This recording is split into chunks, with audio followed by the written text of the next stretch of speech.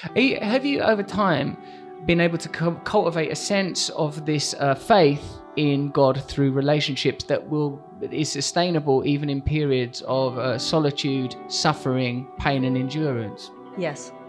How did that happen? And when have been these times of pain, I wonder, when was the time of wilderness for you, or the garden? I wrote a book called Tears to Triumph, which is exactly about that, about the application of spiritual principles to human despair. One of the issues that has been that I've been very passionate about is talking about the sociopathic economics and how even human pain will be turned into a profit center if there's money to be made for some corporation. I'm very concerned about what I think of as the psychotherapeutic, psychopharmacological industrial complex, which has chosen, for the sake of a billion-dollar industry, to medicalize human despair.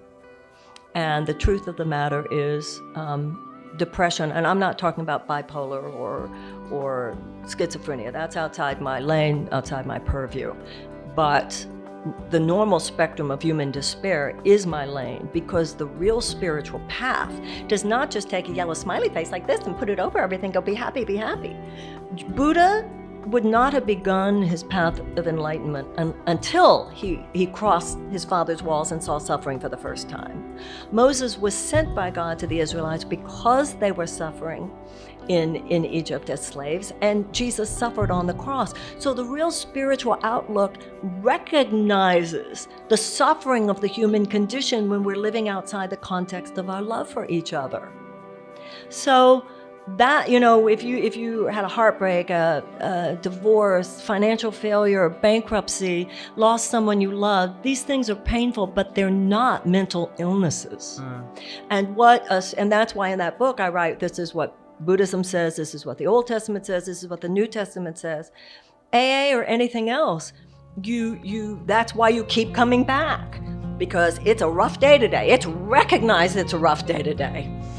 It's recognized it's a rough day today, and if you're left on your own, God knows what your mind might lead you to do. So when you know principles, whatever your path is, and you practice them. So you asked about myself.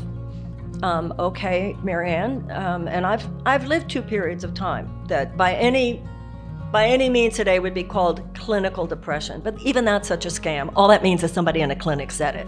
There is no blood test, right? But if you've been there, you know it. Okay, Marianne, number 1, you don't even think this is going to be done quickly. So none of this, like, just, today people say, well, your mother died a month ago. Aren't you over it yet? No. Okay, it's going to take time. Number 2, who are the safe people who can accompany you on this? Who aren't going to say, who aren't going to, who are the people who will bear witness to your agony during this time? You probably want to get a lot of, what are the movies and the what are the things that you're going to need to support you? Make sure you have a lot of bubble bath. Make sure that you stay with your meditation, even though you don't want to. Stay with your prayer work. Make sure you show up for other people. You will have a tendency to isolate during this period of time. You must not do that. You must get up and work. Your subconscious will put aside your despair while you're showing up for other people. And then when you come back from that, you'll go back to crying again. There is an art to navigating despair. There is an art to navigating depression, and the spiritual principles lead us there. There are seasons of life. I quote in that book from Rilke where he says, "Let me not squander the hour of my pain." That's even like right now. Everybody doesn't want to be depressed. Excuse me, given what's happening in this country today and given what's happening in this world, if you're not depressed, who are you? These are very sobering times. These are very sobering times. Somebody sent bombs to all the major critics of the president yesterday. They shot up a synagogue today.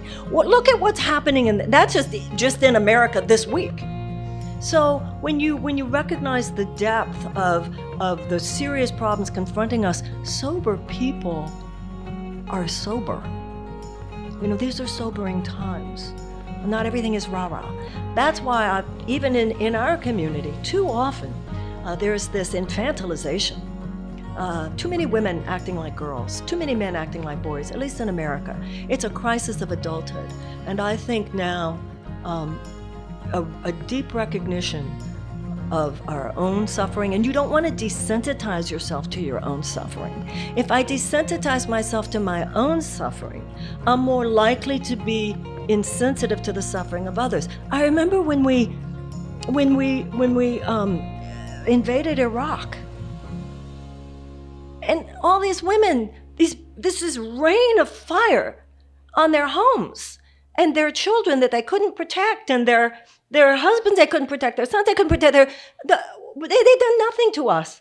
They'd had nothing to do with 9/11, and even if they had weapons of mass destruction, we do business with people who do have weapons of mass destruction every day. And I would say to people, this is terrible, and they would give me the most facile answers. So we have to bear witness to our own agony and be with people who bear witness to others, because we have an agonized world we have to address.